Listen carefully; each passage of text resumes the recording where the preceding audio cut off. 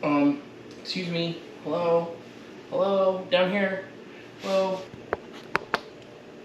Hello? Hello everyone, welcome back. It's your boy Gabe, and today we're doing things a little differently. Well, as you can see, we're talking about knives. I figured, I've posted enough about knives that I figured I'd show you my knives. We're only going to show you the chef knives, because those are the cool ones. Those are the ones that everybody uses anyway. I have a million other different knives. I have bread knives, I have pastry knives, I have paring knives, I have them all. I have butcher knives, I have them all. But I just want to show you kind of the chef knives and a couple special ones that I have. But let's dive right into it. Alright, so the first ones that I want to show you guys are my two just kind of regular chef knives that I got from school. These are both Mercer knives. This one looks to be a 9-inch, and this one looks to be about a 6-inch blade. I both got them from culinary school when I went to culinary school. They're both very solid knives. I think they're an off-brand of Wusthof knives. Wusthof knives are like, those are like the gods of knives. They're a little expensive, they're a little pricey. So if you have the money, go for it. Otherwise, these two work just as great. The next ones I want to show you are technically considered vintage rare knives. They're from Amway, and they're Amway chef knives. My dad had one. They had these knives forever, for a very, very long time. And he actually tried to cut a cooked hoof bone in half. I know, way to go, Dad. He ended up taking 2 chunks out of the hull of the knife, and I was devastated because it was my favorite knife. And so luckily we were able to find one that was left. I don't know if you can find them anymore. Honestly, if you can, they're probably on some hidden eBay buyers list. But this is an Amway chef knife. This is again, I think either 8-inch blade. This is a very nice handle, nice wood finished handle. The person that I bought this from took very good care of these knives. I have a bread knife, a chef knife, 2 butcher knives, a utility knife, which is almost like a steak knife, and then this, I have a meat cleaver, which I've never actually used this one yet. I'm trying to get it to the sharpness level that I want it to be, and I hope to use it one day, maybe in one of my videos, just because. But honestly, it's kind of cool. I'm not gonna lie. It's a very neat looking knife. But honestly, the chef knife is really what I wanted it for. So now the next knife that I have, I don't quite remember what brand it is, but I think it is a Japanese style knife.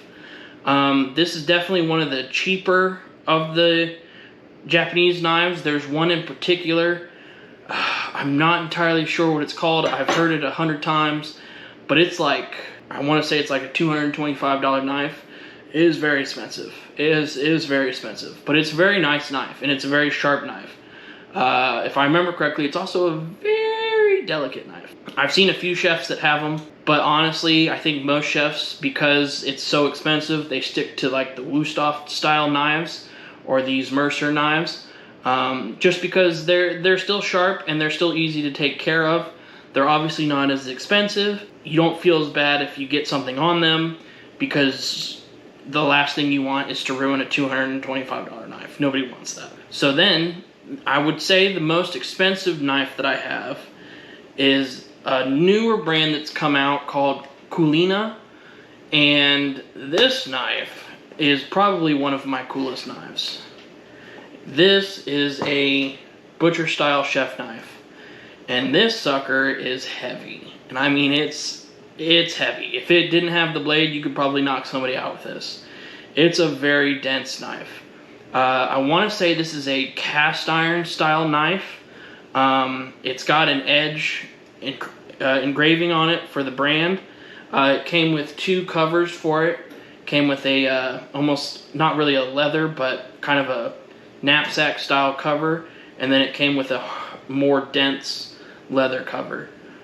This knife, I want to say it was about a $90 knife. And that was just for the knife itself. Now obviously it came with the cover and the other cover as well, but that's not a cheap knife, I'll say that. And then one of the other things that I got, which I actually think I bought from their website as well, is a Sharpening Stone. Now this thing was a lifesaver.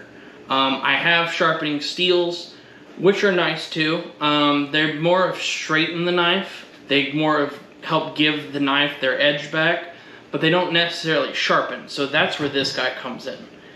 And you have your kind of fine sharpening side here, and then you have your rougher side here, which is what helps kind of clean the edge off and help give it that edge that it needs. And then the other side is used to almost polish the knife, if you will. And then you need stone oil, which I don't know if they had it, but I know you can find it through like Webstront or wherever you can find mineral oil. And this, $2 a bottle or something like that.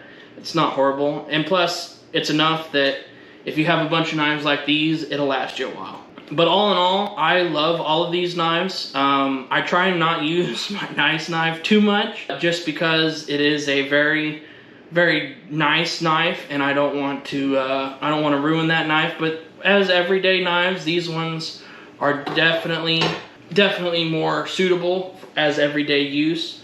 Plus, they're cheaper, they're convenient. I want to say this knife was $25, and that's just because they don't make them anymore. These two knives, I want to say, were also possibly $20 at least. So not horrible. Obviously, you're paying for what you get, and as long as you take care of them, they'll work for you. You're only as good as your tools, and if you take care of your tools, then they take care of you. So I'm obviously not going to sit here and just hype these knives up without cutting something.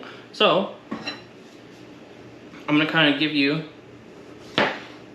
a general idea of how these things cut.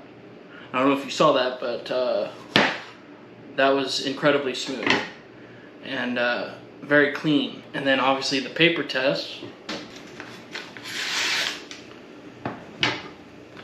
I'd say that was a pretty clean swipe right there. So, like I said, they're good knives. Obviously, you can either spend a lot on a knife, or you can spend not so much on a knife. Alright guys, there you have it. Nice little knife review for you. If you like this video, hit that subscribe button, hit that notification button next to it. Let me know what else I should do in my future videos. Otherwise, I'll see you guys next time. Peace out.